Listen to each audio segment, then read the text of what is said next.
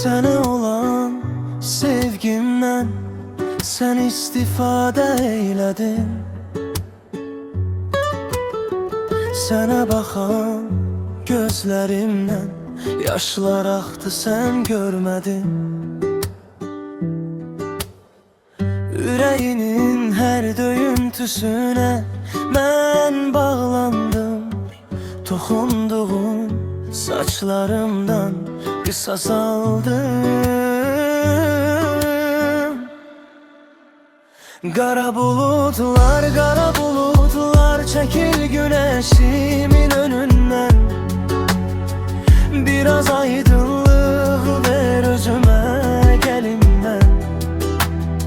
Yalan yağış yağma, daha gizletme gözyaşımı.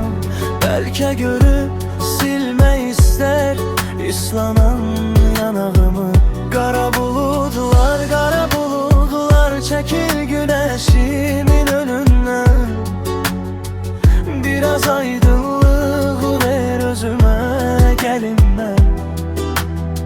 Yalan yağış yağma, daha gizletme gözyaşımı.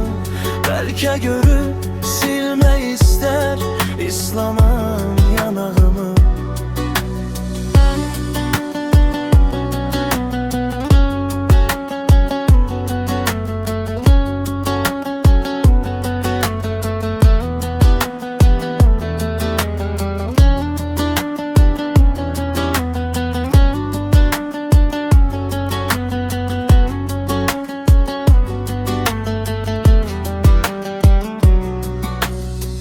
Ümidlər necə qırılarmış, yaşadım da anladım.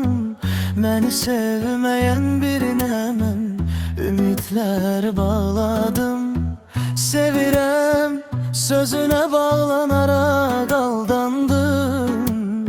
Ayrılaram səndən inanmazdım.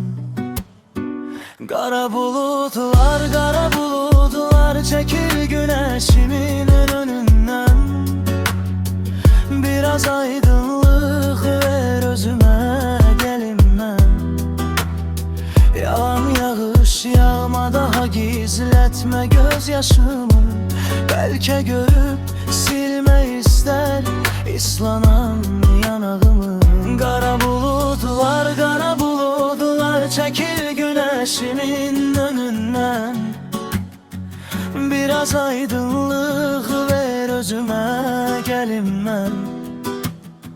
Yalan yağış yağma, daha gizletme gözyaşımı. Bəlkə görüp silmək istər islanan yanağımı.